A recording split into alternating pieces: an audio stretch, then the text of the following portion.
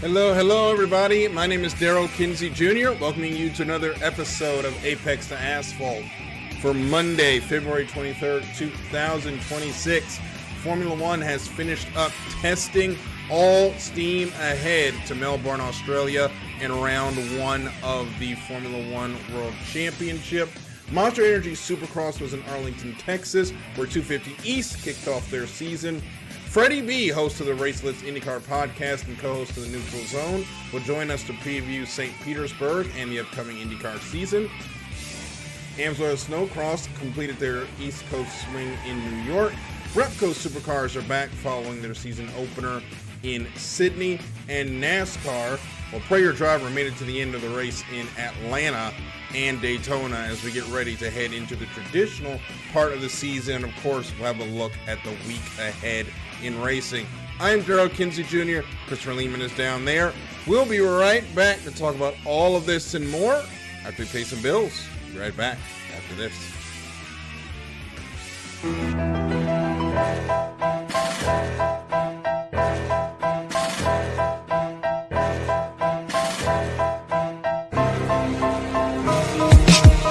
For the last 10 years, IE Sports Radio has been bringing you amazing content ranging from interviewing legendary athletes, coaches, and other authorized media personnel to building tailor-made shows dedicated to all major sports cities around the country. Make sure to follow us at IE Sports Radio on X, Instagram, Facebook, TikTok, and YouTube to keep up with the latest in sports and with all of our shows. Also, make sure to check out our daily updated website at iesportsradio.com. At iesportsradio.com, you can see our daily show schedule and check out all of our show pages with personal bios to learn a little bit more about each of our awesome hosts. In addition to our show pages, you can catch the iSports Radio blog, Hall of Fame, Fans of the Month page, and our merchandise shop including t-shirts, tank tops, caps, long sleeves, hoodies, and more. For now over a decade here at IE Sports Radio, we've continued to be by the fans, for the fans, and we thank you all for your support and for making IE Sports Radio your direct feed for all that is sports.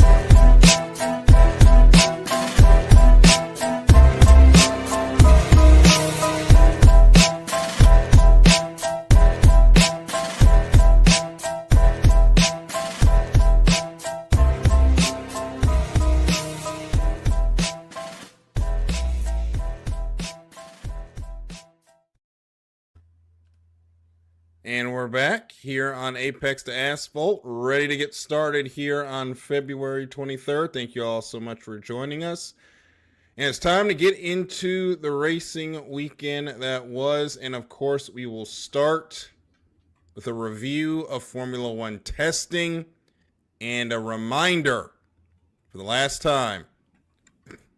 Formula One testing times mean nothing. The lap counter does mean something. And Chris, in that vein, we can start with Aston Martin as their lap counter is saying they are in trouble. Yeah, there's a lot saying they're in trouble at Aston Martin. I would say that it's really hard to pick winners and losers realistically from preseason testing. But I'll be damned if Aston Martin is not a major loser right now. No offense to anyone over there. But I mean, they had to end their week early because of their battery issues and they didn't have spare parts around to fix it. I mean, that's a major issue. And, you know, we've been all hyped up about Adrian Newey. I don't know, man. It's a very rough start to his tenure. I don't want to throw dirt on the Adrian Newey legacy, but it's not looking good right now. The car just is not reliable. I think it was day 3 of test 2. They only did 6 laps because that was the amount of laps they were comfortable with before the car died. There was stories that they can't even get it to properly recharge during the race. They couldn't get it to even recharge to the lower limit of 250 kilowatts, let alone the 350 kilowatts everyone else is going to be working with on their recharge rate. Everything with Aston Martin is starting to point towards them being at the bottom of the table, and it's so confusing given that Honda made such great engines with Red Bull, and then they get with Aston Martin, and everything has fallen apart. Yeah, it's confusing, to say the least, just because we saw this 4-year reign of pure domination. And reliability was always arguably the strong suit for the Honda, besides that beautiful downshifting sound. Um, it's confounding what's went wrong. Uh, uh, they, yeah, they something happened. They were caught way off guard. Yeah. You can describe their test as a nightmare, and as we talked last week, all the laps you get during these 2 test sessions and the shakedown, that is data and notebook that you can take in Melbourne and be prepared to go. A lot of teams are going to be bringing some initial updates to Melbourne after looking at all the data that they've taken from the last couple of weeks. Aston Martin doesn't have that. They're just hoping their car can, I guess, get to halfway. I think they'd be happy about that. It is.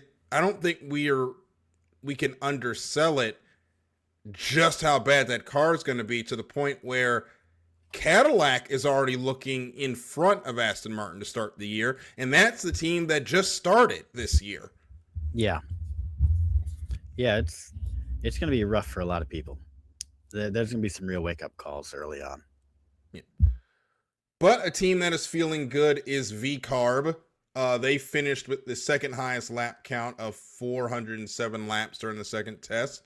Arvid Lindblad impressed with an impressive 165 lap stint on the final day.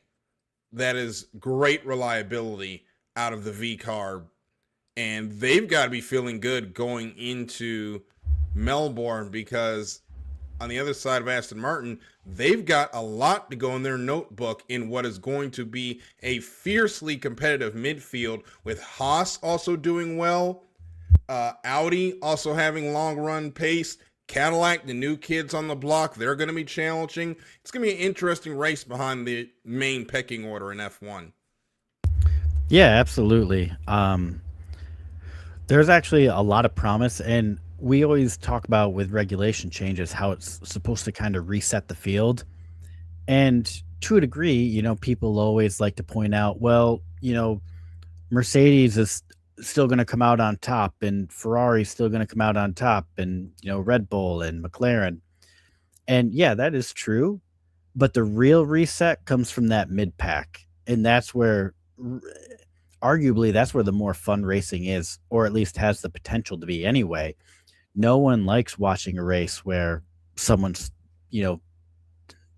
storms off to a 30-second lead or something like that. And usually, like F1, if someone's out by 20 seconds, they don't even follow that driver anymore. They look for the action on track. So I think as far as mid-pack goes, I do think it's going to make the racing a lot more exciting. And to your point, it's really bunched these guys up, or at least in theory it has so far. Mm-hmm.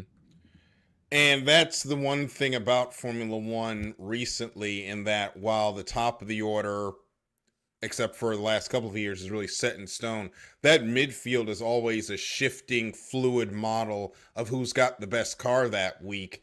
And I think you could say you're going to have five teams in that grouping, with the top four being Red Bull, Ferrari, Mercedes, and McLaren all being a lot closer this year.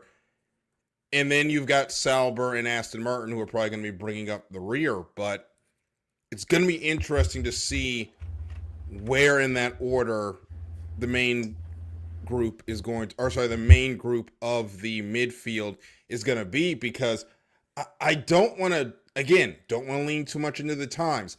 Haas, where did they come from last year to this year? That car looks real strong, Chris.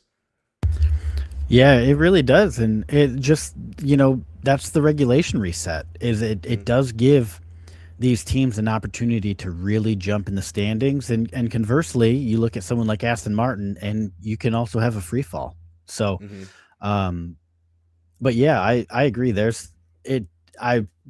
It does. And look at Williams. Williams was having a great couple years, And all indications out of it now is that they've really taken a step backwards, and you've got teams like Alpine who they're stepping up.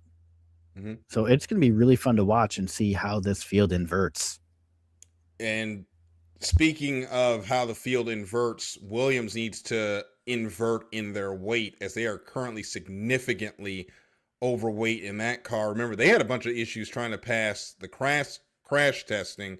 They got 368 laps through the second test. Nothing really jumped off the timesheet to really wow you.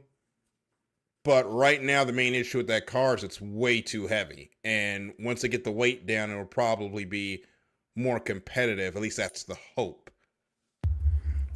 Yeah. It just goes back to that reset. Let's just hope that and really something I think that we haven't even talked about, really, the two of us, is it's going to be the end of DRS trains, at least Yeah. in theory. And so that could be a big shakeup too, is something we'll talk in a couple minutes when we get to more those top teams, Red Bull, Ferrari, McLaren, is how these guys, particularly Max and Red Bull, they've been sandbagging so hard, and all Max has been working on is just energy deployment. And so you got something like that. You got this whole new element that these drivers are going to have to get used to and learn how to do. And so, especially early on in the season where we have these traditional DRS trains, not only is it going to be, car performance, but it's going to be who's actually better at energy deployment. It's going to be real interesting, and I agree with you on how that's going to work out at Melbourne. Because, again, no DRS anymore. It is the straight mode and the turn mode for the energy, or for the active aero. And with those modes and the boost that you'll be able to have from the electric battery, the cars that are not efficient in recharge, you're going to see them go to the back pretty quickly. I think there's going to be more opportunities for passing. I am not a doomsayer on there's not going to be any passing at all like some folks are, but you're not going to have that crutch of just being able to pull behind somebody and follow them for 20-30 laps just 1 second off, because you're going to have cars with their overtake mode and more battery that are just going to zoom right past you. Exactly. So I do think that to some degree it is going to make the racing a lot better, and it will separate out, I hate to say the managers, but the people that almost like multitasking, who can, it's going to create a whole new mental barrier for these drivers, and it will be really interesting to see how that plays out. Like you were saying, especially these first couple of weeks, is what does it look like? And I have a feeling it's going to be a hot mess, and I'm kind of here for it. And I think that's what we've all been waiting for the first time in a while, to see Formula One in a position where they're actually learning on race day, and it's not like set in stone. This is going to be a crap show in the best way when we get to Melbourne, because nobody knows how these cars work and what makes them go fast. And that is going to be a lot of fun for us, because we could see an extremely jumbled order by the time we get to the end of qualifying at Melbourne as well. We don't know who's going to be on the pole. There's no guarantee that it's going to be just McLaren in row 1 and Red Bull in row 2, Ferrari row 3, etc., etc. Yeah. And are they going to, they're getting electric for qualifying, right? Yeah. Yeah. So, I mean, that's going to add a whole new element to it too. Yeah, I'm really excited. It's been quite a while. What I should say is it's been 2 years since I've been excited maybe 3 years since I've been excited for the F1 season, to start, just kind of with my fandom being where it is.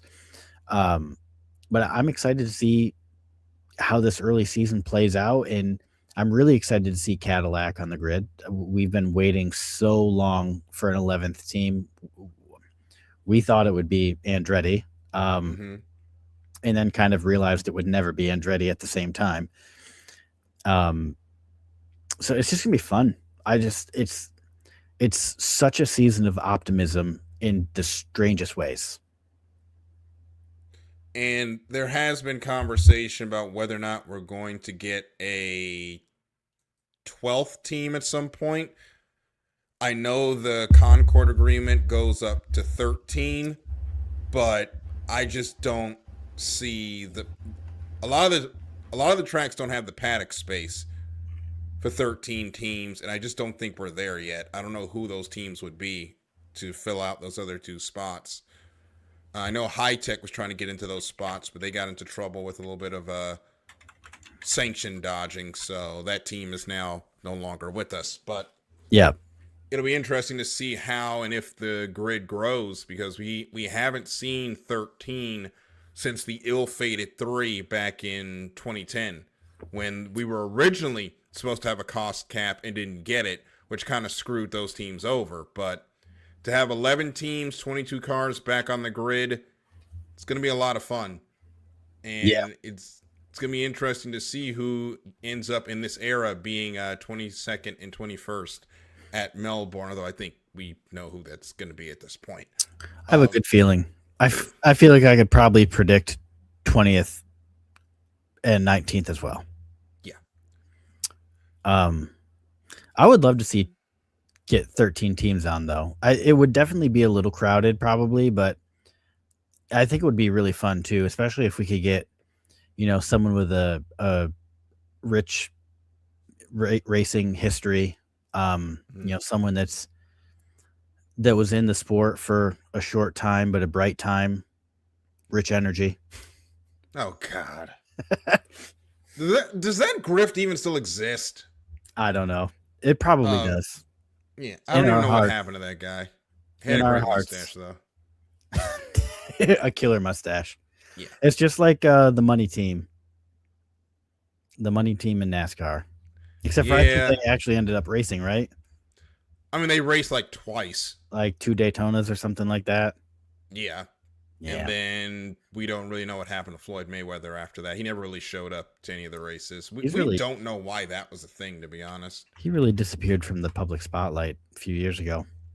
Yeah, but apparently he's coming back to fight Manny Pacquiao in September. Is he really? I didn't see that. I just saw it today. So 2 nearly 50-year-old dudes are going to be giving each other CTE. This is y'all's fault for buying the Jake Paul Mike Tyson fight, by the way. But anyway, that was a disgrace. Yeah. What won't be a disgrace is Red Bull and Ferrari's title championships. Well, I'd throw Mercedes in there too. Yeah, and Mercedes. Likely though for Red Bull, we're hoping Ferrari doesn't pull a Ferrari, but we'll see. A couple of points to pull out before we go to break. Max, of course, has been extremely vocal of the 2026 regulations. When is he never vocal about the regulations? But yeah, called these cars not a lot of fun to drive with a focus on the energy management and active aero. He seems to be figuring it out, though. They were 3rd quickest during the test session, but they got a lot of good data on energy recovery that they can take into Melbourne. Yeah, that's where my optimism comes from is that the Red Bull powertrain's Ford engine power unit, it's been remarkably reliable. I think the mood is one of cautious relief, just because the reliability has not been an issue, which is not normal when it comes to really any new engine manufacturer joining any new sport. I feel like there's always, and that's something we'll talk into a little bit with MotoGP with the Yamaha, their new V4, as they switched over from the inline 4 this year. But it seems like Max is sandbagged, and it seems like he's more interested in perfecting the boost button than he is about putting down fast lap times. So from my perspective, I am very optimistic about this coming season because, like I said, they're like it's a reset, so no one really knows what's happening, and Max seems like he's cerebral enough where he's not really chasing a lap time. He's just practicing like actual race pace. But yeah, I was gonna say, but you've got some real optimism. Yeah, because Lewis Hamilton actually has some confidence with this car going into this season, which a lot of Lewis Hamilton fans are excited to see after the last few years where he looked absolutely depressed. He's feeling the car. We watched it during testing, and he looked extremely good on starts, which that Ferrari is really good with what they've done in the rear end with making sure that car can get off the line. They've also got their new straight line mode wing that flips that's upside wild. down. But the main thing is they look competitive. They look exciting. Lewis Hamilton is confident. Could it be the year, finally? For number 9? It should be number 9, but definitely for number 8. Yep. I support you, Darryl. Yeah. We hope that it's going to be a good run, but Ferrari has to get out of its way, because if Ferrari's going to do one thing during a race, they're going to Ferrari and not in a good way. And the crazy thing is like with Ferrari, we like harp on them so bad, their strategy and their pit, but it's not even just Ferrari F1. It is like anything Ferrari races in, they get the car figured out, but they can't figure out anything else. They're their own worst enemy. They really are. Other than WEC. Yeah, they true. have these issues. That's what they do shine there. And we'll see how that goes this season, as we're actually going to be saying goodbye to Alpine pretty soon in WEC, but we'll talk about that closer to getting to the World Endurance Championship season. So, Formula One World Championship, all the testing is over. The next time we see the cars, it's going to count in 2 weeks. Melbourne, Australia, the Formula One Grand Prix of Australia. If you're in America, make sure you get your Apple TV subscription so you can watch the race. Begrudgingly, we will be getting ours soon so we can watch this deal. And hopefully things go well with the Formula One World Championship. So we got Freddie B coming up at 8:30. We're going to quickly get into AMA Supercross. They were out in Arlington, Texas, as we start the Eastern swing for the 250s. In 250 East, Joe Shimoda, who's back from injury, got the whole shot and pulled a sizable lead over the first lap. Cole Davies got tangled up in the first turn, raced his way through the field to P5. He was really I watched this race on Saturday, and Chris, he was unreal getting through the whoop section. Oh, absolutely. I watched it both Saturday, and then I watched it again this morning as I was filling out notes for the show. Mm-hmm. And because Saturday I was just watching it, like kind of cooking and doing dishes. And so then I actually sat down with our show notes open and watched it again. And it just blew me away. I mean, Davies really stormed his way through that field. And it was crazy. And it was actually something that Chad Reed, he posted that I saw today, was that basically he was kind of talking about how all these kids these days don't really know how to go through a whoop section. They just like double, triple, whatever they want to do through it, instead of just skimming right across the top. And so whereas Davies just skims across the top. He just goes full bore and says a prayer about 5 seconds before he hits him, and then says another one right after he gets off him. And he just flies, man. Yeah, the way that he just blew by people like they were standing still. It was incredible to watch. Yep. Excuse me. There was some controversy in this race where it looked like the red cross light was on We're not sure why, because there was no rider down there coming over to the start finish line jump. Shimoda slowed down, kind of jumped it. You're supposed to roll over the jump when that light is on, but he was able to get through. There was really no penalty called. We're not sure why the light was on, so it was probably an inadvertent press. Have not heard anything from AMA on it, but the results stood from the race, which is a good thing. Yes, AMA, they did post today, and they What'd they say? they defended the decision not to penalize Pierce Brown. Okay. Did they say why the light went on? No, but they did pull a they kind of changed their own rules. As happens in motorsports whenever there's a controversial call. So basically they backed off, and people on Facebook were commenting like screenshots of the rule book saying that a red blinking light does indicate that you are not allowed to launch off jumps. You have to just roll over them. But they said that the absence of flagging, like actual flagmen out there, or the absence of, I forget the exact terminology that they use. I think you're probably pulling it up now based off your concentrated look. Something about how basically there wasn't any notice ahead of time, like no lights before they came around the corner. So they defended it saying like he was already what's the word I'm looking for? He was already committed to it, so therefore he didn't need to back off and just roll over, which is wild considering the rule book.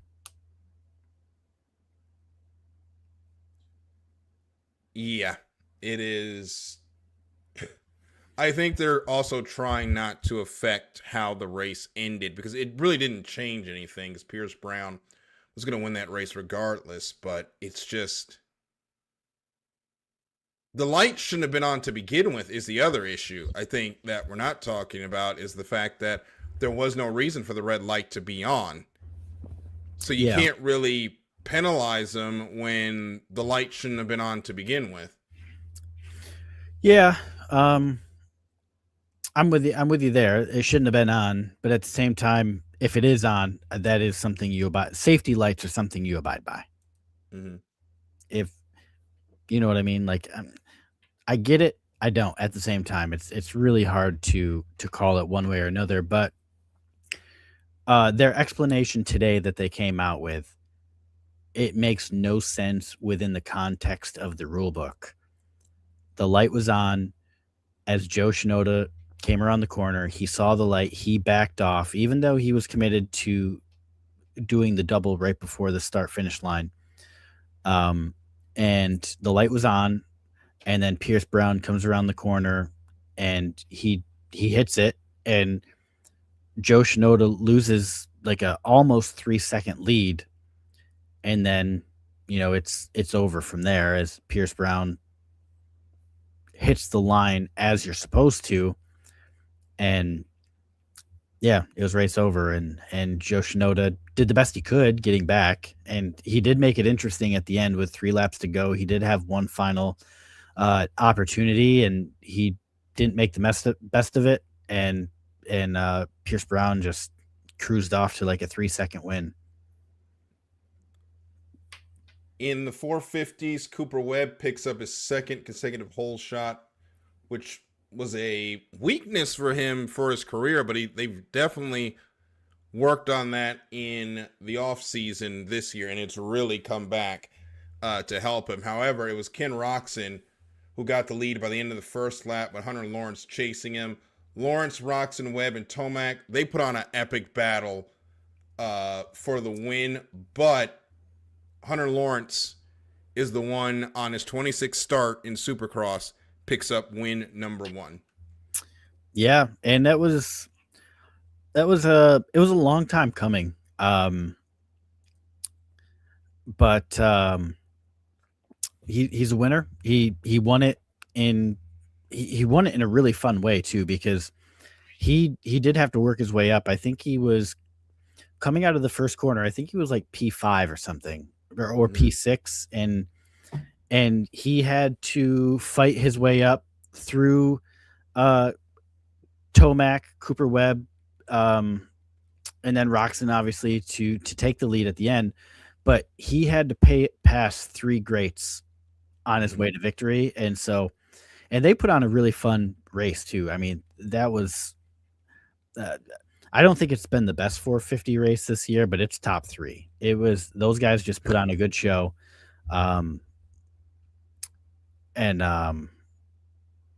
So yeah, if you have Peacock, they do, all the races are there. I would recommend going back and watching this race, the Arlington 450s, because it really was just an exciting race. There was plenty of action, great battles between those top 4s. And then, of course, Hunter Lawrence 26th win, or not 26th start, first win. So it was great. 450s have been putting on a show this year. They'll be at Daytona later on to start Bike Week this Saturday. So make sure to check that out. It's going to be always a great race at Daytona. Yeah, I was so bummed because the last 2 weeks, Levi Kitchen and Deegs have been putting on such a show.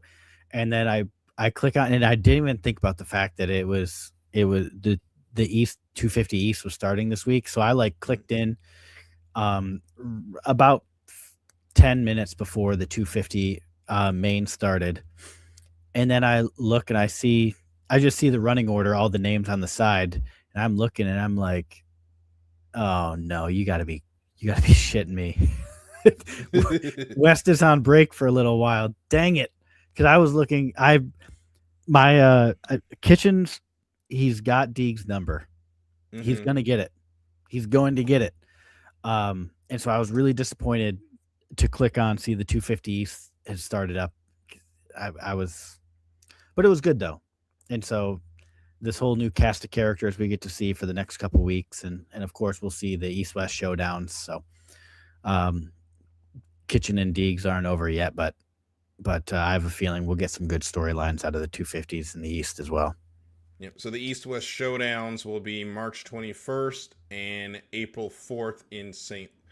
Louis and Birmingham. Birmingham will be the first one on the 21st, and then there'll be Saturday, April 4th in St. Louis. And, of course, the championship rounds in Salt Lake City will also be the East-West showdown, as all of Supercross will wrap up the season before we head outdoors for the summer. The West-only races, the only West standalone race left after that, it's going to be Denver on May 2nd. So the West guys, the West guys are going to have some time to think and try to figure out how they're going to get by Hayden Deegan by the time we get back to the showdown races in March 21st. So we're going to take a quick break. When we come back, we're going to get into Amsoil Snowcross. And I would say there's a woman tearing up the Pro-Am circuit in the women's division, but I don't know if that would be accurate. We'll talk about that on the other side of this break here on Apex to Asphalt on IE Sports Radio, your direct feed for all that is sports.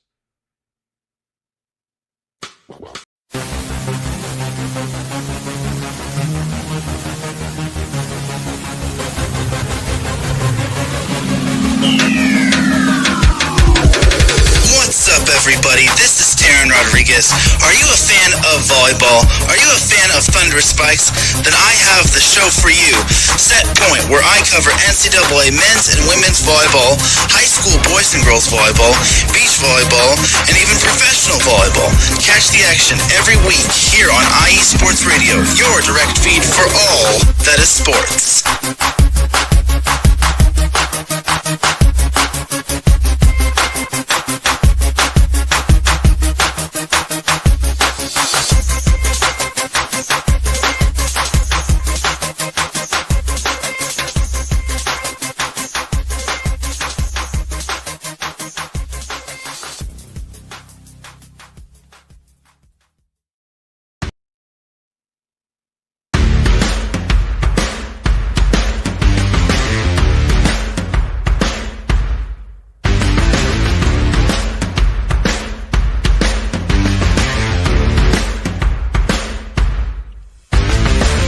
Hi, esports radio fans.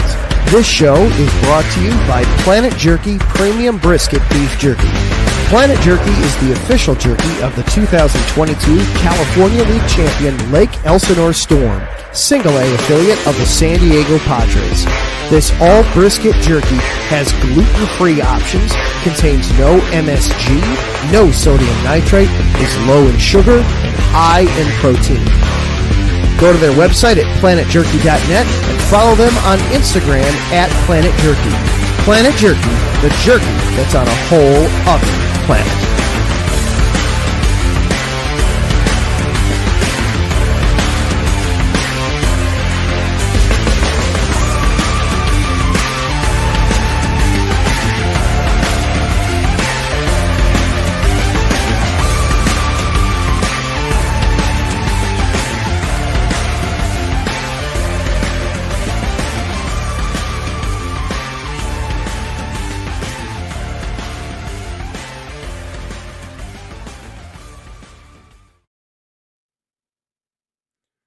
And we're back on Apex to Asphalt on IE Sports Radio, your direct feed for all that is sports. Darryl and Chris here with you this evening. We're going to quickly get into Amsoil Snowcross to wrap up the pro categories on Friday and Saturday. On the men's side, Emil Haar takes the win on Friday. Cameron Cole wins Pro Light on Friday. On Saturday, it was, as I scroll through here, Creighton Dillon takes the win in the pro category with Haar and Jordan Lebel finishing out the podium, while in Pro Light on Saturday, I can see it was actually going to be Cameron Cole who actually completes the Pro Light sweep. However, we're going to focus on the women's category this week because before we do that, Darryl, this weekend set the tone for the youth movement in snowcross. Yes. And we're going to get to the youth movement in particular here in a moment. But Creighton Dillon, Emil Haar,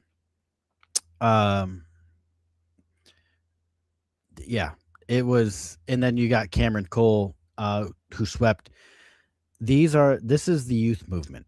And this was a statement weekend as the youth swept all 6 races this weekend.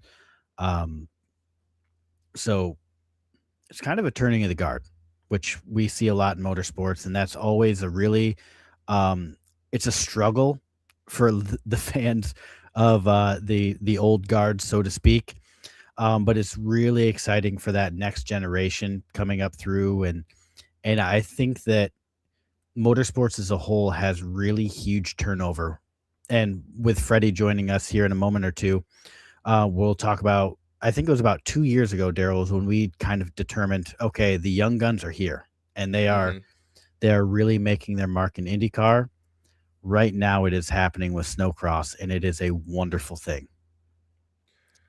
Yeah, and we're going to talk about, I'm pretty sure I'm not off base saying the youngest of that youth movement. In Melina got you. She went out there in. Sorry, hold on. Nope, different rider. Sorry about that. So we're talking about Avery Hemmer. Excuse me. On pace to be the most dominant women's pro-am season in the history of the sport. Through 10 events this year, she has one finish outside of the podium, which was a 4th in round 2. She started the season with a win. She then went on to win 8 straight races after that 4th place.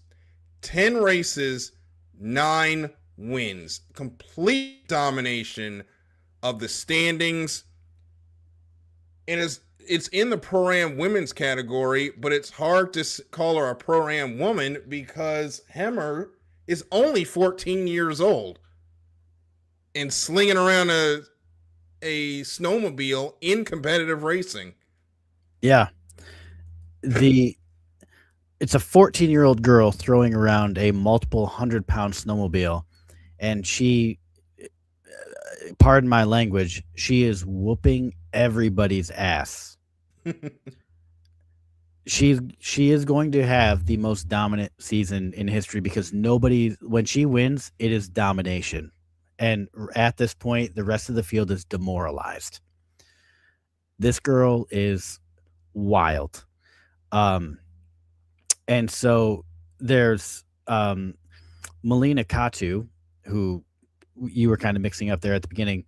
She has the record for the most dominant season, and she had 12 victories through 16 rounds. Mm-hmm. I mean, Avery Hemmer's 1 weekend away from besting that. So it is just wild what is happening in the Pro-Am women. And we didn't get to really cover it yet this year, but we will be starting the Avery tracker as she completes. I think she's going to get it done. I think she's going to pull a Max Verstappen 2023 and win 90% of the races she does this year. Well, she's to break the record. The record is 12, so she needs 13. Them doing 2 races a weekend, she'd have to win out, which is not hard. Yeah. Actually, she would need to win out the second Elk River meeting. Yep. In Elk River, Wisconsin. And then she doesn't even have to show up for Duluth. Yeah, they can just give her the championship and she can go back to school at that point. She already has a 2. She could take off 2 races and still win the championship. So, this thing might be over in Elk River.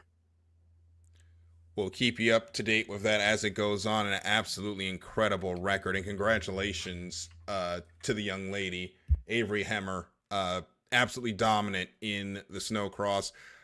I was doing a lot of things when I was 14. Not a lot of them are fit for radio, but it was definitely not dominating the Amsoil snowcross circuit. So congratulations to her.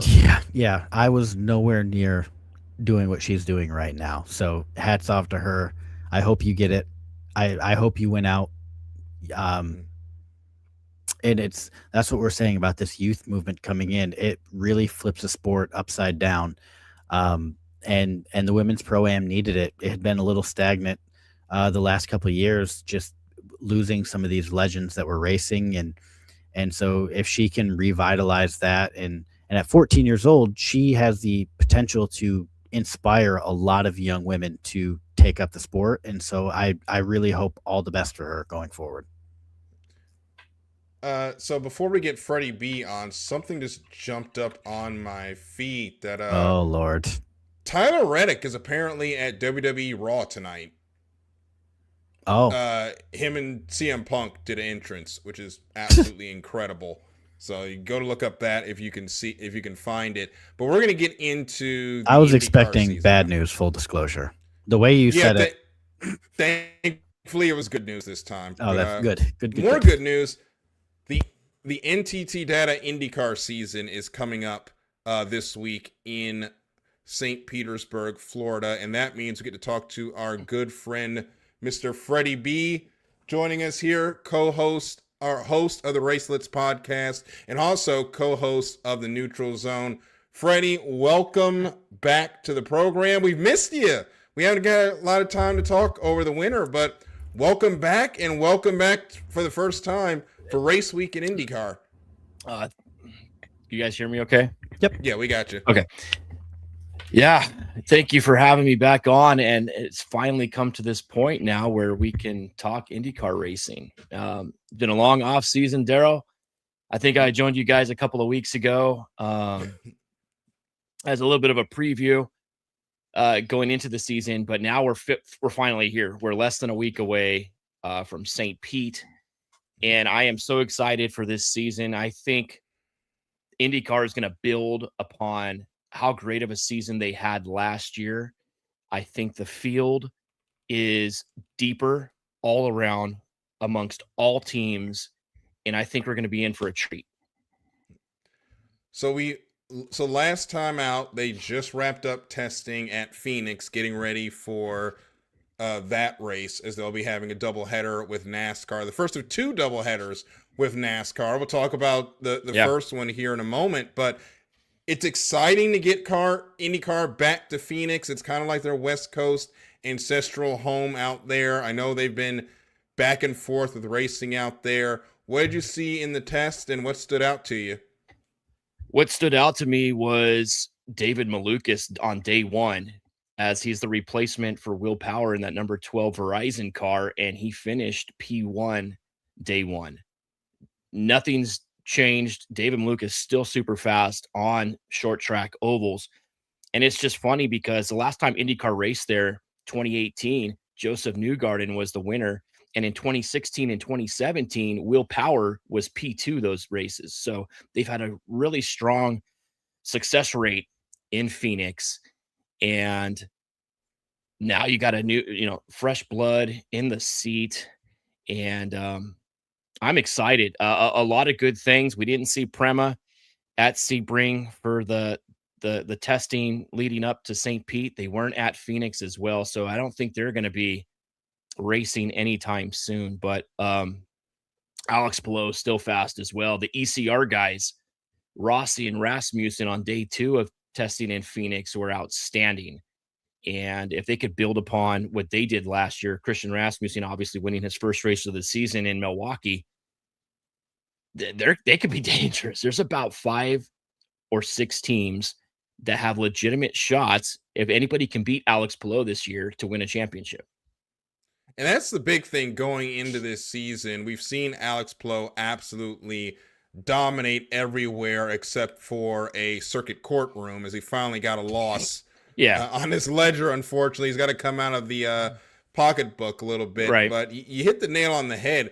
There's 4 or 5 teams that have a legitimate shot at taking him down. And you look at David Malukas, he's replacing Will Power, who was a legend there at Penske.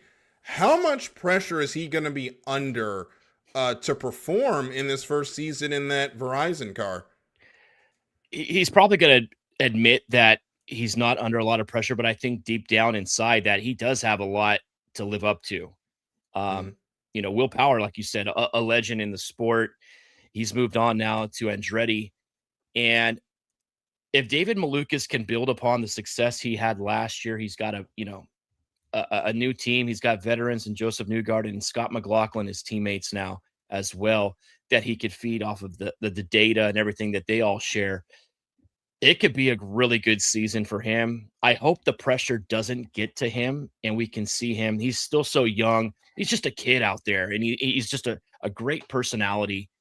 I think he fits the Penske team perfectly. A perfect transition. And now Will Power, like we said, he goes to Andretti. He's kind of the main guy there now with Kyle Kirkwood and Marcus Ericsson. I think we're going to see a rejuvenation out of Will Power. Now he's going to be racing a Honda engine versus Chevys for so long. So that just those 2 teams in general, I think are going to be really strong. They're going to be better than they were last year. I think one of that list, I think Penske really hopes they're stronger than what they were last year, because we talked at length last year and how much of a disaster it was weekly, Darryl. It was a normal segment. Yes, how bad that team was. How good would a win feel this week to put all of that behind them if one of their cars can find their way to victory lane? And we know Joseph Newgarden is good here. Yeah, Scott McLaughlin won pole there last year, and Newgarden ended up in 3rd as a result last year, finishing 2nd to Scott Dixon and Alex Palou, who won the race. Scott McLaughlin, I think, is going to have a rejuvenation, a stronger year. Definitely a year last year that he would want to put behind him, his worst in motorsports racing. And Penske, I think, started turning the table. Joseph winning the finale last year in Nashville, getting back on track. I think they should be in for a strong performance. Remember last year, also turn 1 of the opening lap, Will Power and Nolan Siegel collided, and he was out the very first turn of the first race of the season. So that kind of set the tone of what Penske dealt with all season. I'm hoping that they're going to be back. And to be honest with you, I think they may be stronger than Ganassi. I mean, obviously, with Chip, you've got Alex and Scott Dixon, but then Kiffin Simpson, the three guys in Penske, I think are the strongest of all the teams. Yeah, it's going to be exciting. We'll be seeing the racing at St. Pete this Sunday. You can watch all the races in IndyCar on Fox. If you're just joining us, we're speaking with Freddie B., host of the Racelets podcast and co-host of the Neutral Zone here on IE Sports Radio as we get into the IndyCar season at a glance. I'll pivot to hockey briefly as on Sunday we had an epic showdown between Team United States and Team Canada. Did you get up early to watch that? Absolutely. And what did you think of that ending? Absolutely. Yeah, I set my alarm for 4:30 in the morning. Yeah, I had to hit snooze a couple of times, but there was no way I was sleeping through that. And I watched that game. I was on the edge of my seat. I'm such a huge hockey fan as well, as you know, Darryl and Chris. Yeah, it meant so much to me as a fan and as a who enjoys the sport, that we witnessed history, something that I've never seen in my lifetime, that we've never seen in our lifetimes since 1980, that the U.S. won gold. And how fitting was it that they beat Canada, too, the best team in the world? Just an overall tremendous feeling. And for them, the men's and the women's, both to come away with gold in hockey in the Olympics was remarkable. Definitely the U.S. game, that gold medal game, and the way it went into overtime, and oh man, I still have chills. And every time I hear Freebird from now on, that's going to constantly ring in my head and take me back to this moment from Sunday. Yeah, I think Freebird's going to haunt some teams, especially in that women's tournament, as the women's team Outstanding. USA women were just utterly dominant. I think they allowed 2 goals the whole tournament. Yeah, they outscored the opposition 33-2. Jesus. In that gold medal game, they were trailing to Canada, scored late with 2 minutes to go, and then won it in OT. On the men's side, they were winning.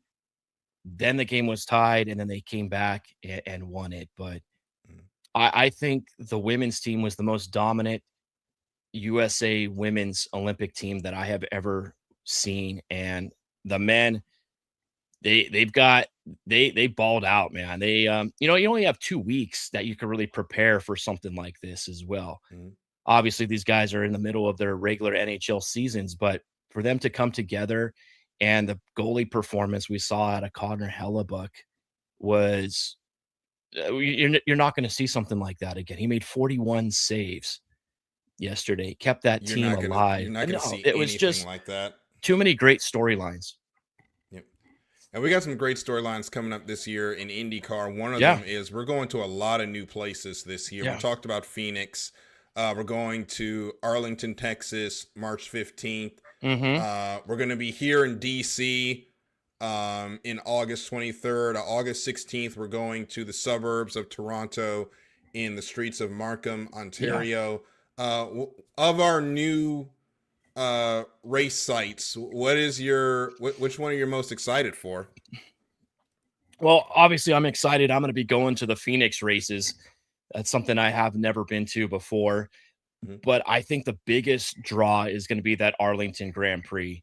They've been working on that for a long time. A tremendous track that they've built around Jerry World there in downtown area, right around the stadium.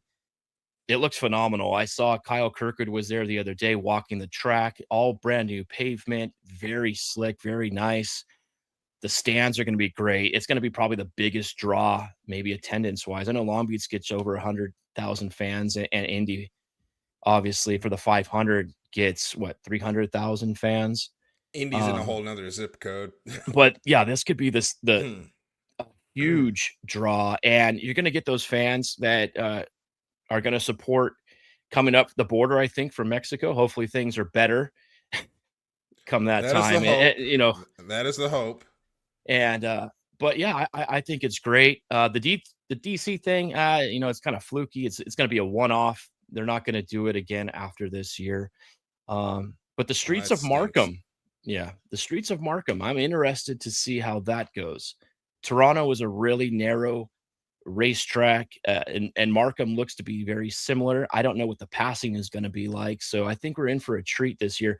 Keep in mind, Darryl, too, that the season ends this year in Laguna Seca. We've got travel back and forth from Portland to I think it's like Milwaukee, and then to Markham, then to DC, and then out back to California in 5 consecutive weekends to end the season. There's no stopping. I mean, think about what goes into the logistics and the crew and the guys who, drive the haulers and everything like that. That's going to be, taxing on them as well. And they got to come across the border. Yeah. I mean, I like how they threw it all together, and it's consecutive weeks. We don't have 3 weeks at a time. Mm-hmm. And even to start the season, March is going to be full of races, but then we only have 1 race in April. But yeah, I like what Indy's car is doing. Maybe next year we get into Mexico. Maybe we venture down to Brazil again. I think the sport is growing, and this year the field is probably the tightest I've ever seen as far as the parity goes. We have some really great young drivers coming in. The next champion of 2025, Dennis Hauger. We have Kyle Collette coming in as well. He'll be racing with AJ Foyt.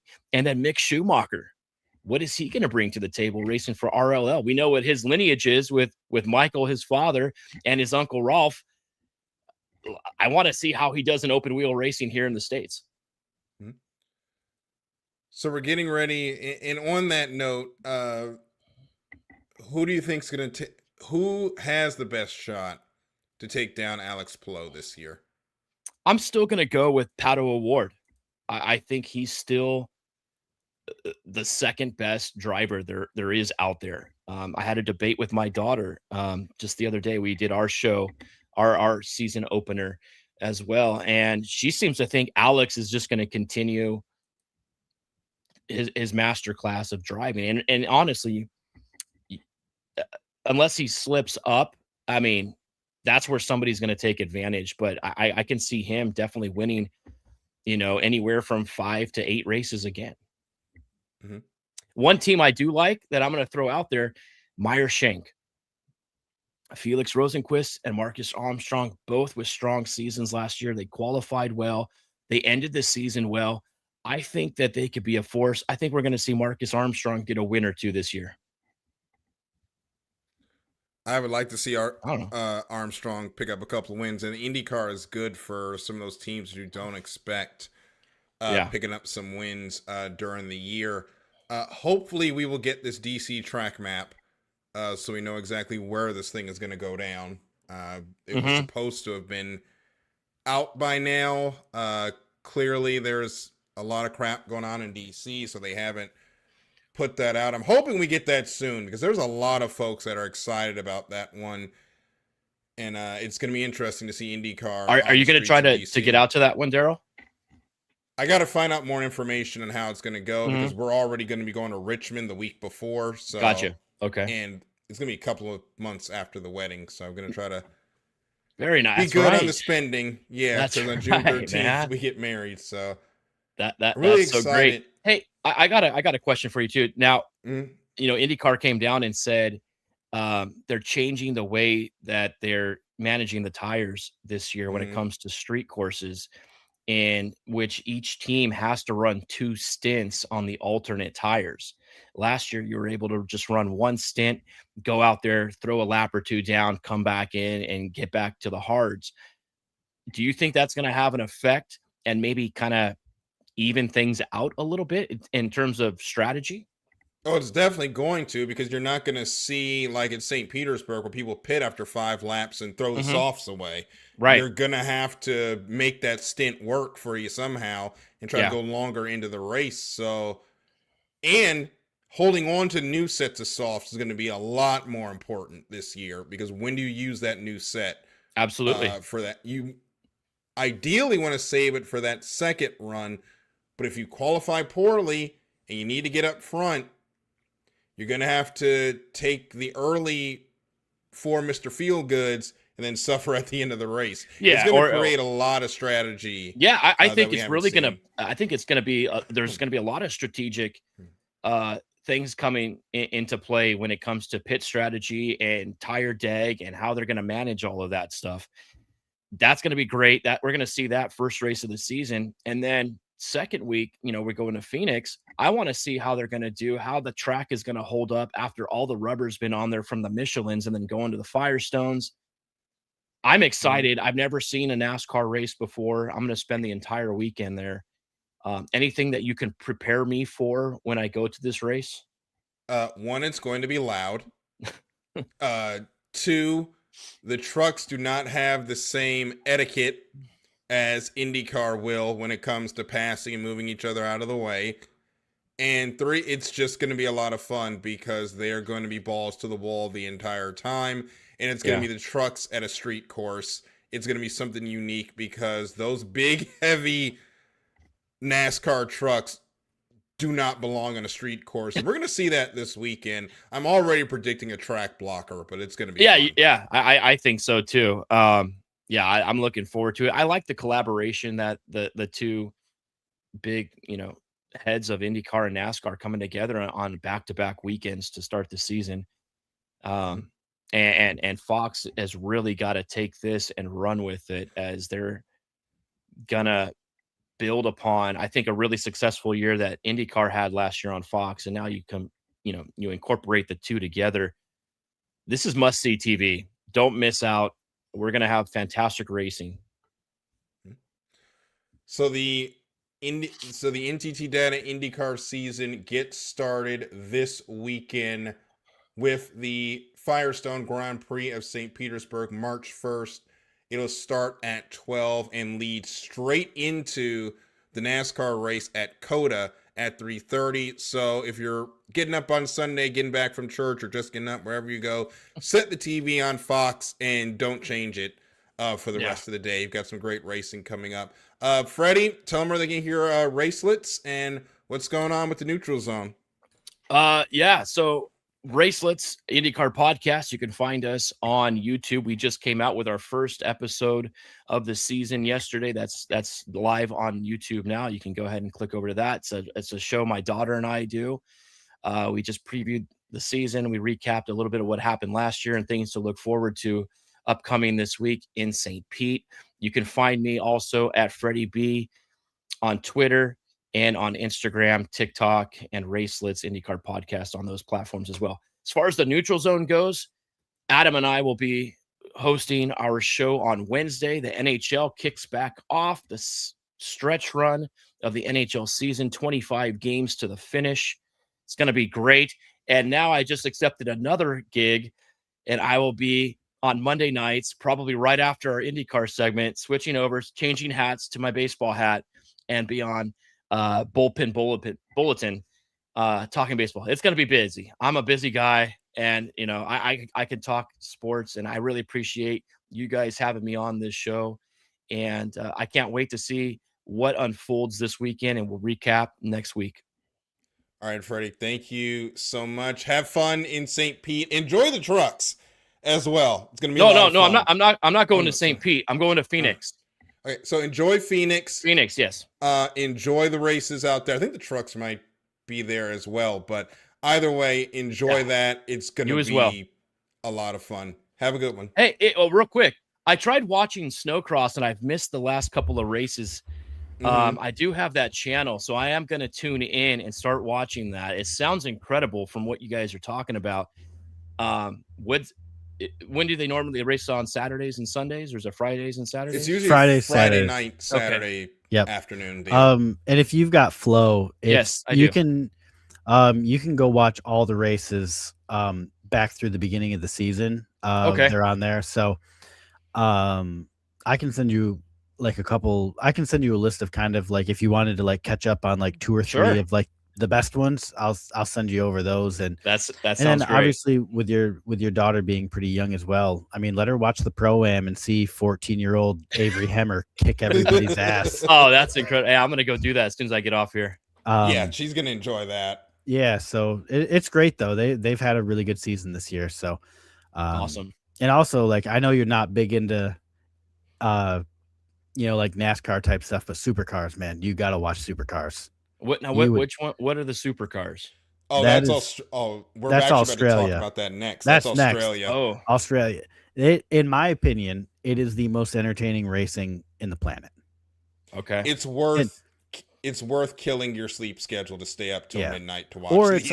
it's all live on YouTube for $7 a month. So Oh, really? Okay. yeah. I have a TV service that I have like 30,000 channels. I'm sure I can find it on there. If not, I will go to YouTube and do that. It might be $7 for the year, actually. No, it's a month. Okay. But I'll definitely check that out. I have been watching NASCAR though. I have been following. I know. I saw you in the Hey. chat talking about it. I did watch Daytona. I'm not a big fan of just, Turn keeping left. pace, and then the last 3 laps of the race, you just start moving, and then it's mayhem, and then it's just wreck after wreck. Atlanta is better. Okay. If you go back and watch Atlanta, it'll be better. Okay. The Daytona, the super speedways. That is what it is. My entire life, they've had that issue, but Yeah. Atlanta is a lot better. It's more of a hybrid, so there's a lot more moving around in the pack. I think you really enjoy that race. Okay. Sounds good, guys. Yeah, we'll reconvene and talk again next week. Yeah, but All right. Larry just started watching supercars this week too. He'd only ever watched the 2025 Bathurst 1000, and that's because I beat him up so bad over it. Okay. And I picked the longest race of the year for him to watch. Now, okay, going back, and then this is in Australia, or they race? Yeah, Australia. Now, is this the Australia same- and New Zealand. But I is will this the tell same you, group that Scott McLaughlin raced in before Yes. he came over to IndyCar. Yep, it's the Okay. same group. and Shane Van Gisbergen too. Yes. Yep. So it's kind of more like GT3, but Right. kind of on roids, Okay. in my opinion. I will say this with confidence: the 2025 Bathurst 1000 will be my race of the decade, if not my lifetime. Okay. That was Darryl. You can attest to it. That was one of the greatest supercar races I've ever watched. That's 1,000 kilometers. So 8 hours. 8 hours. Yeah. And it was action packed. I mean, you got a field of 30 some cars, and I mean, it was just wild. I think the top 3 finished, or no, remember qualifying, Darryl? Oh, You're talking qualifying about was amazing. a minute. It's about a minute. It's over a minute and a half. How long is Bathurst? It's You know, like I 2 think- minutes, and the lead was and the pole was separated by like a 10th. That's wow. I Hey, think I've here's- raced it on Yeah. Forza. So 2 minutes Yeah. is the fastest lap record is 2 minutes. 2 minutes. And the top 10 qualified within like a thousandth or like 2/1000ths of a second of each other. Wow. It's just crazy racing. They're so close all the time, and it was wet almost the whole time. So it just made it crazy. Just add it to the list of things I need to pay attention to It's and start race of following. the And I would- decade. And I would go, and here's how, and then we'll go to break after this. They uploaded the highlights the day after in an 8-hour race. They had an hour worth of highlights. That just tells you how good that race was. And they missed most of it too, because that was 8 hours worth of highlights. 8 hours worth of highlights added. Yeah. Oh.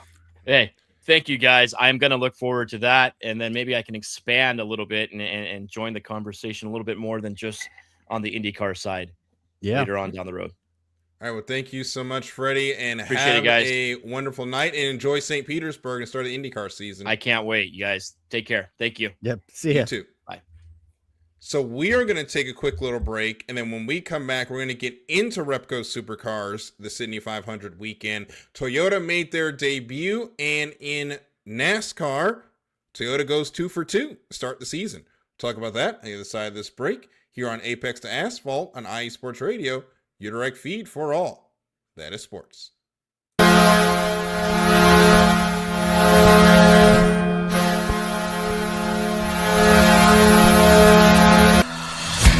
Hockey fans, I'm Adam Kernan. And I'm Zach Puplis. Together, we are the newest version of Hockey Talk on IE Sports Radio, The Neutral Zone. Zone. We love hockey, but we also know it's not everyone's first sport.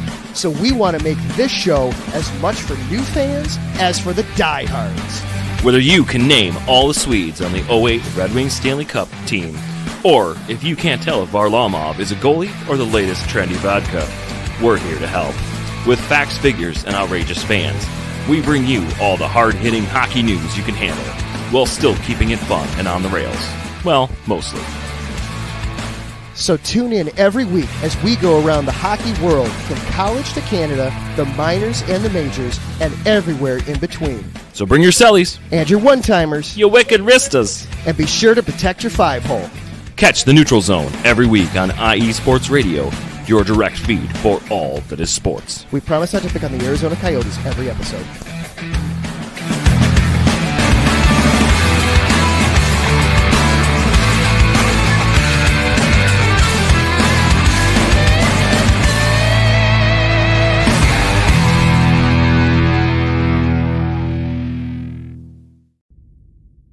Rise and shine. Rise and shine. Rise and shine. It's 4 a.m. The stars are still out. The sun is beneath the horizon, but it's time to punch in and go to work. The comfort of your warm-ups turns into the grinding out of your reps as the clinking and the clinking of the plates create a symphony of euphoria. There's no other feeling like it. Earn it, burn it, and take what's yours. IE Sports Radio has proudly partnered with Vital Apparel, a brand that not only fits great, but also promotes and donates to mental health research. Use our code IESR to get 15% off their comfortable and inspiring gym wear and help them on their amazing journey to support mental health. Go hard, take part in your iron therapy, and be strong. Because when your mental health is as strong as you are, there's no telling how far you'll go.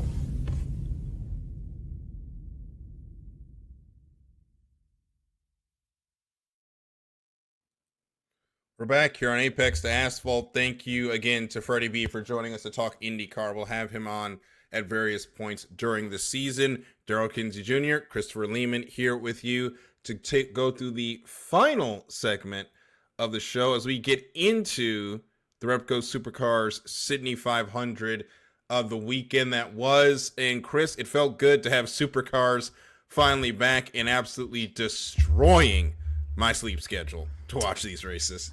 Correct. As anybody who was watching before the break, we got a couple on the break, but anyone who's watching before heard me say that I think that the Repco Supercars Championship Series is the best racing on the planet. I will stand by that forever until someone does better than them. So I'm so excited that they're back. I'm also mega disappointed that we're on break for a week or two here. But yeah, I'm just so happy we're back, and we are obviously going to talk about my Red Bull Homer fandom here. It was a great weekend for us. But yeah, let's get into Friday's action, Darryl. So let's go ahead. We'll go day by day. We'll start with race number 1 on Thursday in America units. Blanchard Racing Team BRT was untouchable in qualifying. Brock Feeney was P3. Andre Heimgartner was the lone Toyota in the top 10 shootout. And that car definitely showed its first race age and the teething problems they had when we get into the actual race.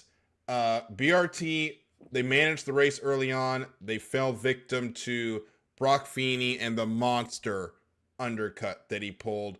Wins the first race of the season going away. And Chris, it's Brock Feeney in a sprint race. What exactly do you expect?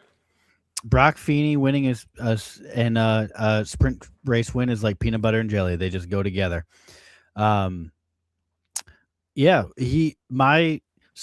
last week we do our storylines after the we look ahead at the calendar and we both picked some storylines for Supercars this week. You wanted to know how Toyota did with their inaugural race weekend.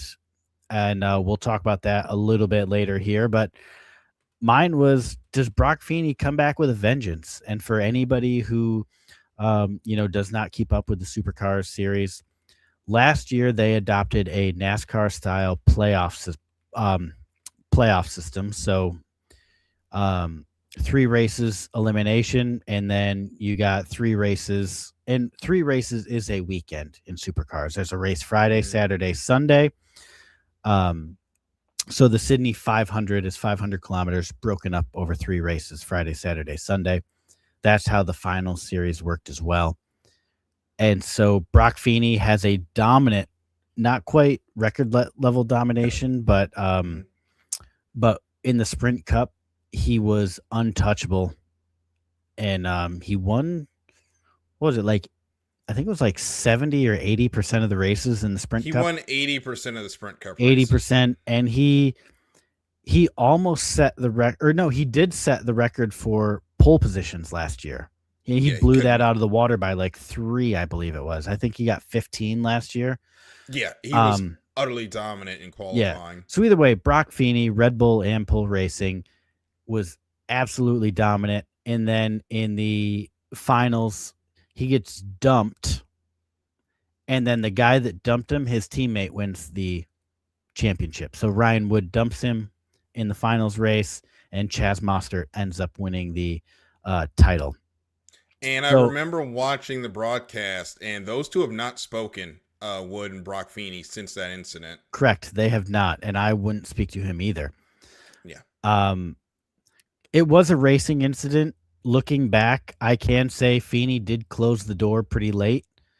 But still, it was a non-playoff driver inserting himself into a playoff driver race. So we've seen that in NASCAR how many times, Darryl? Way too many times to count. And now we are gone from the playoffs in NASCAR and back to the chase format.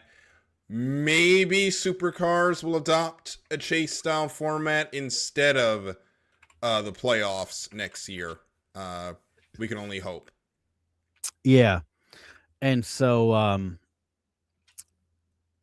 Brock Feeney picks up the first win of the year. So he is absolutely picking up right where he left off at the end of the Sprint Cup last season, and then just kind of last season as a whole. Yep. Toyota also made their debut, and as we said, there were some growing pains there. Neither car, the highest car that qualified was BJR's Andre Heimgartner, put the number 8 in 10th place to start. The other cars were 17th, 20th, 23rd, and 24th. And they didn't race that well either. Heimgartner finished 8th. Chaz Mostert was 15th. Ryan Wood 21st. Cam Hill 14th. And Macaulay Jones was 19th. What was a admittedly poor but not unexpected showing out of Toyota. Yeah, you've got some big names. Like Chaz Mostert is the reigning champion. He qualifies 15th. He qualifies 20th, finishes 15th. Mm-hmm. I mean, these guys, they showed race pace because they qualified terrible, but they all gained, 2, 3, 4, even 5 positions in race. And that is something that we would have seen throughout the weekend, except day 2, and we'll get into it in a minute, was not that much better to Toyota. Yeah. No, it really was even worse. It was. When we get into it. Yeah. And then by day 3 after qualifying, if I was on Toyota, I probably would have put in my resignation and said, see you later. So let's get into race 2 first, where Anton De Pasquale breaks a 70-race winless drought for Team 18. Their first win as well under the Chevy brand. As De Pasquale led a majority of that race from the pole, but Brody Kostecki in the final laps had the fresher tires, just obliterated an 8-second gap and brought it down to the second closest finish in the history of the Sydney 500. But De Pasquale, he was able to maintain, deal with the pressure, and took home a very emotional win for the Team 18 crew. That's the one race this weekend that I have not watched. I didn't get to watch it. I watched qualifying, and Brock Feeney kind of got screwed with rain because early on in the top 10 shootout, they didn't have rain. He went out 4th, I believe, and he was in that weird in between where like they that's had the to worst time to go out for they had to qualifying, choose too. between slicks or rain tires, and they went out on slicks, and it didn't work for him. Yeah. And so he ended up qualifying 9th. But that was also like 2 a.m. and we have another child now who's a month old, and sleep is a premium, and he was sleeping when this race was taking place, so I was also sleeping. Sleep when they sleep. Yep. And then today I just didn't get around to watching it, so I will be watching it tomorrow. But I do know about the Feeney's folly on pit road, and actually I believe Will Brown had a penalty as well. Both the Red Bull and Pole cars had penalties. Yeah, both pit road violations too, I believe. Yeah, one had an unsafe release. Feeney had a penalty for spinning the tires while on the jack. That put those two cars down the order. Feeney was able to finish 6th. Will Brown was well down the order in the 888. The Toyota growing pains continued. They showed some competitive speed, but man, did the finishes not show it. As Ryan Wood would carry the mail for the Toyotas this time, finishing 7th. Cam Hill was 13th. Macaulay Jones was 21st. Andre Heimgartner started 14th. Something let go in the bottom of that engine and dumped oil all over the track. That car didn't finish. And Chaz Mostert, the tire pressure sensors for the series were not connected to the wheels. That is a disqualification. Don't know how that happens. That's a huge oversight and a terrible day for Toyota. Was wrapped up with not a lot to show for it. Yeah, that again, it was just when it rains it pours, and Toyota they really did not have a good opening 2 days, and neither did my driver Brock Feeney, but things definitely turned around for a little bit of everybody on Sunday, which was defined by Sunday was a scorcher. It was hot out there. Three drivers ended up taking IV fluids in a hospital setting. I didn't really get to see whether they were in a hospital or if it was just kind of more of like a on track care center or not. But both the red ample drivers, and then I think it was Davison was also in there getting some fluids as well. It was a hot day. Yeah, I believe the temperature was about 92 degrees in the air. The track temperature was 104 degrees. In fact, they had some issues with the track that weekend because of the heat, to the point that the support series races were actually run on the short course on Saturday and Sunday. Yeah. Because of it. But Brock Feeney lost his cool suit lap early 1 into that event, and that sounds like a nightmare. Yeah. He did say in his post race, he said that when he pitted, he unplugged it and plugged it back in, which these guys are pitting in 4 seconds. So I couldn't have done it in 4 seconds, if I'm being honest with myself. But it worked for less than a minute, and then then it was right back to hell. Yeah. So it was not fun. Thankfully, everybody was okay, and it makes it better when you get a win out of that. Cam Waters swept all 3 races of the Sydney 500 last year. He did not have a great qualifying effort on Sunday, qualified 20th, but he stormed through the field to pick up 3rd. Yeah. On Sunday, and a great way to end the nightcap, or sort of end the first weekend. Yeah. And, we kind of have a show favorite. I mean, I like Brock Feeney, and I think you like him enough too. But last year's Rookie of the Year, Kai Allen, we kind of clung to him early and sang his praises all year, and he did not make it easy on Brock Feeney early on. And then absolute heartbreak. And he actually took the lead from Feeney, and they were battling really good. He had a power steering failure, ended his day. But Feeney and Kai Allen, they put on a show. I will tell everybody, $7 a month gets you supercars right on YouTube for Superview. It is the best $7 you will spend as a racing fan. These guys just put on the best racing, and Feeney and Allen defined it in their battle early on in the race on Sunday, day 3. So the early point standings, Feeney and Matty Payne are tied at P1. Feeney has the tiebreaker with the wins. And a great day, though, for Toyota in day 3. All 3 cars getting second half of the day. Yeah, first half of the day wasn't great, but the finish of the day was a great one to hang their hat on, as Chaz Mostert and Ryan Wood for WTWGR, they round out the night 4th and 5th. Or sorry, round out the day 4th and 5th. Cam Hill for BJR was 7th. Andre Heimgartner 9th, and Macaulay Jones was 10th. So all 5 Toyotas wrap up the Sydney 500 in the top 10 in race 3. And we get all that great racing, Chris, and now we got to wait 2 weeks. Yep. And, the Toyotas, they don't seem like they're qualifying very well, but these guys in race, nobody lost positions in the race. Mm-hmm.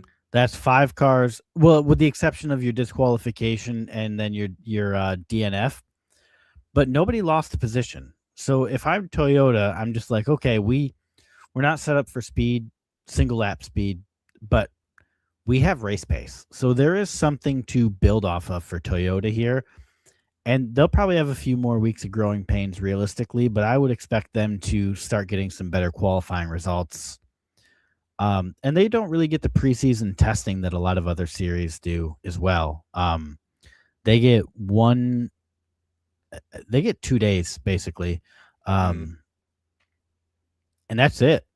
So you come into the season with no data really. So Toyota, they are heavily invested in racing, and so I expect that these guys, Toyota's going to have a workaround and get some problems solved here, but there might be a few weeks of growing pains. Yep. So we'll see them next time out during the Melbourne F1 Grand Prix weekend. Will probably be the best race of the year. It'll be the largest audience they race in front of all year as well. So cannot wait to see Repco Supercars taking on Albert Park for round 2 of the season. And we are ready to wrap it up with the NASCAR weekend that was in Atlanta. Trucks, O'Reilly Auto Parts Series, and the Cup Series in action. Kyle Busch wins the truck race on Saturday afternoon. That race actually ended a few minutes early due to a thunderstorm that came through. Really shortened how much time they had to complete that race. NASCAR actually had to use their new rain shortened race policy to where they got to 4:20 p.m. The race was still going on, so the white flag came out, and Kyle Busch ends up picking up the win. Justin Haley gives Dodge their second top 10 in as many races. But the O'Reilly Auto Parts Series that night really had our attention, Chris, as on the last lap, it looked like Austin Hill was going to win another Atlanta super speedway race, and then a wild Ross Chastain appeared, boots Austin Hill out the way. Sheldon Creed is there to pick it up, and for the first time in 5 years, over 3 teams, we can finally say Sheldon Creed is a NASCAR O'Reilly Auto Parts Series winner. Yeah, I know that he was going through a lot mentally. And so I'm happy that he got a win. And, hopefully that sometimes, you need to break the dam. And so I'm hoping that this leads to a really good year for him. I don't really like seeing anybody have bad years, really. But yeah, I hope that this is really a turnaround for him. And I'm glad that he got the win. And I expect good things from him from here on out, because he got the slump busted, and Yes. I hope it works out well for him.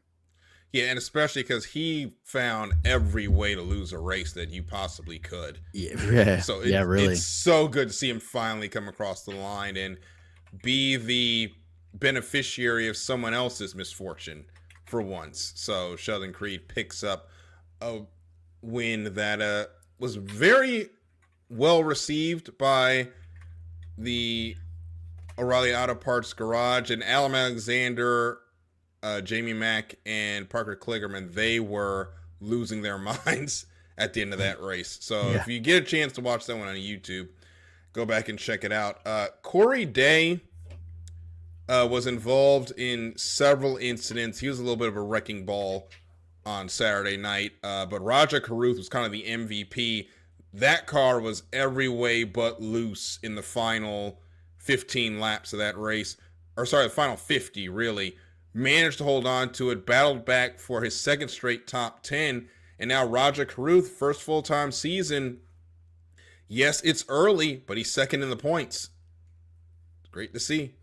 Yeah, he was one of your that was one of your off-season storylines to watch early on, was as you were watching Raja, and I'm happy. He's really put in the work in those lower series to get up. And he's a friend of the show, right? He was on during COVID. Yeah, he was on during the COVID red flag era, so it was nice to speak to him, and it's been great watching his career progress, and he's destined for the Cup Series one day, and I can't wait to see it. Hopefully Bubba will still be there, and we'll actually have two black guys in the Cup Series, and well, NASCAR Facebook will NASCAR Facebook. We're just going to move on from there. Yeah. Yep. Better to just move on. Yeah. So we're going to move on to the Cup race, and Tyler Reddick got into a wreck, was missing the right front fender. Somehow he ends up winning this race in a grandstand overtime finish to take 2 for 2 for 23-11. And it's the first time I've ever seen Michael Jordan truly happy. I'm telling you, that guy did not look happy owning a basketball team in the sport he played in, but he has owned this race team for less time than he owned the basketball team, and he's so much happier. Yeah, absolutely. You can see it. He just looks happy. And it's you win the Daytona 500, and then you followed up. You got the first 2 wins of the season. It's hard not to be. And also just the whole NASCAR situation this offseason was huge. And so I think there's a lot more than just winning races behind the emotion for all those guys over at 23-11 this year. Yeah, they're definitely racing with a new attitude. On the other side, Bubba Wallace, another strong effort, led 42 laps. Unfortunately, he was leading in overtime at a NASCAR super speedway. Rarely does that ever work out for you. He went up to block Carson Hocevar, ended up going a little bit too high on the track, ended up in the third lane, was coming back on the last lap, but Hocevar kind of put him in the wall, relegated Bubba Wallace to 8th place finish. However, great points day as he finished second and won a stage. He is sitting second in points, and for the first time ever, 23-11 1-2 in the points. Yeah, that's great. I mean, you're obviously a big time Bubba Wallace fan. You have been since he's been in the Cup Series. Yes. So yeah, I mean, hats off to you. My driver has never been P2 in the point standings, so so congratulations on that. Hopefully I'll know how you feel someday. He should have a chance, but it's been rough to start the season for Hendrick Motorsports. But these super speedway races can also be a little bit of a crapshoot. We're getting into the more traditional style of racing this week in COTA, even though it's a road course, and that's kind of a special event, but with as many as we have now, they are part of the furniture. But with these, I was really expecting more out of the redesigned front fascia for these Camaros. It was kind of, I mean, it wasn't like outright, we didn't hear people really going, and singing the praises of these on these pack racing tracks, draft tracks, whatever you want to call them. But it was really underwhelming at Daytona and Atlanta. I really don't feel like I noticed any of a difference. Well, it was better in Atlanta because we had Ross Chastain, Carson Hocevar, Daniel Suarez, Shane Van Gisbergen up there all battling for it. They finished 3rd through 6th. But, yeah, the front fascia that everybody thought was going to be this game changer, it hasn't been so far. Now, of course, it's early into the season. We got a long way to go, but it doesn't seem a lot has changed. But on the other side, Toyota, they are fast in super speedways. They go through this time where they're either fast or they're mid-pack when it comes to the super speedways. Luckily, right now, they're fast, but they don't work together well. Particularly JGR and the other Toyotas. They don't play well together. And that is one of the main reasons why Toyota is not more successful at super speedways than they are.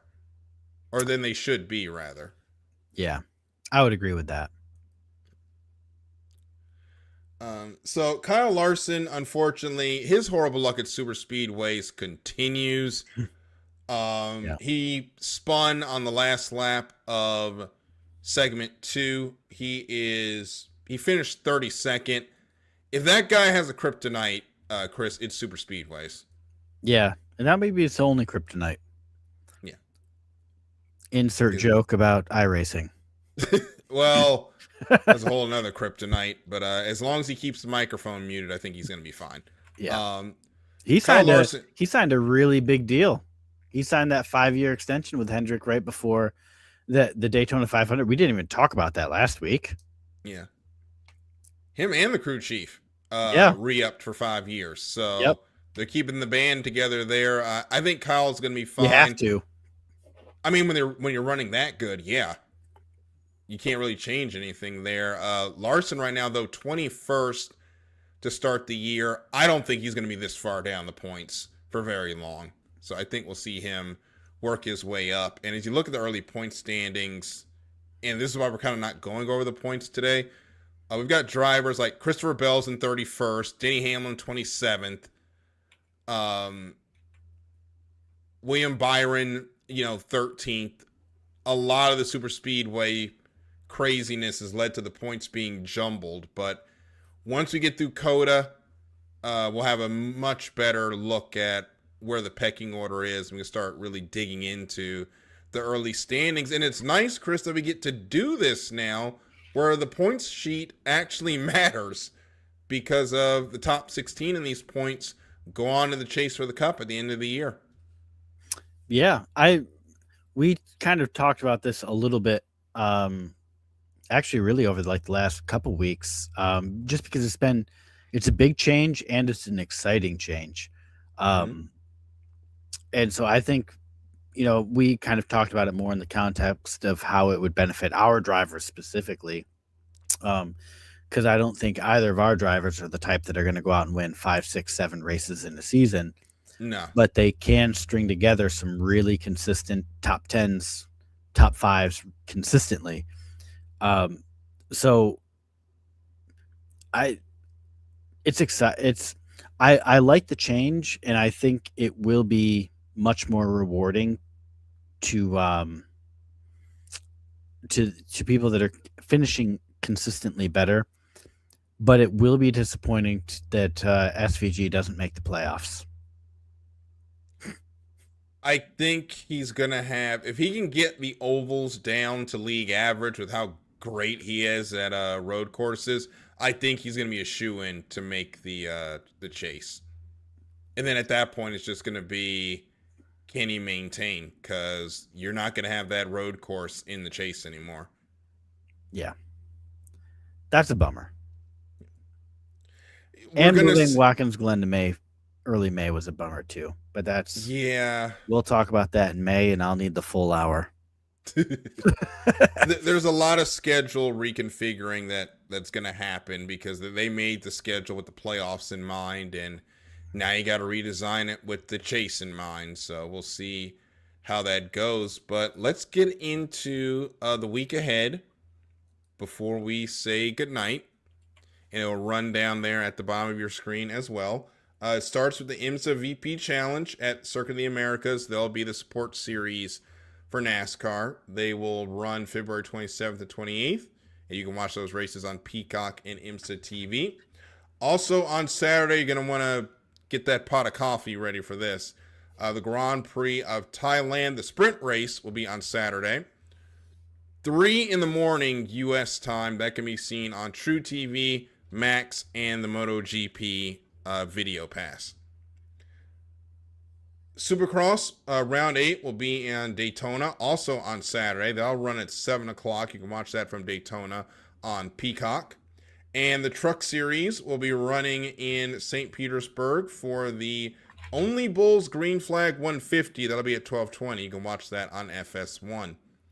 On Sunday, the MotoGP Grand Prix of Thailand, the feature race, will run on Sunday, March 1st at 3 a.m. You can watch that again, True TV, Max, and the MotoGP Video Pass. IndyCar Firestone Grand Prix of St. Petersburg start their season. Will run at 12:30 on Fox. And the Duramax Grand Prix at COTA at Circuit of the Americas will run to wrap up the season, to wrap up the weekend in racing Sunday, March 1st, 3:30 p.m. on Fox. That is your weekend in racing. Chris, what are your storylines for this week? Well, talking about not sleeping, the Thailand GP, Yamaha is switching from a V4, they're switching from an inline 4 engine to a V4 engine. They've had some real technical gremlins through the shakedown and then preseason testing, and I think you'll remember, Darryl, back that in Malaysia, they actually, out of a 3-day test, they had to shut down for a day. They flew in the teams from Japan and Italy to diagnose these engine gremlins. So, and then the next week they followed it up with like P20, P23 timesheets. So how does Yamaha do with this new V4 engine setup? As a Yamaha person myself, I don't really have very high hopes, to be completely honest with you. So maybe my storyline is just really setting myself up for disappointment. And and then does 2026 start with 3 consecutive wins from teams founded in 2020? 2311 grabbed Daytona and Atlanta, obviously. And now that we're heading to COTA, we have SVG, Shane Van Gisbergen, who is a ace at road courses, and he resides at Trackhouse. So personally, I think that 2020 crew sweeps the first 3 rounds. What about you, Darryl? Well, we'll start with IndyCar. Does anybody have anything for Alex Palou? He has been the dominant factor in IndyCar for the last couple of years, except for, again, in the courtroom. And as we talked about with Freddie B, there's a lot of drivers that are going to want to take that championship off him, but Palou has just been utterly dominant.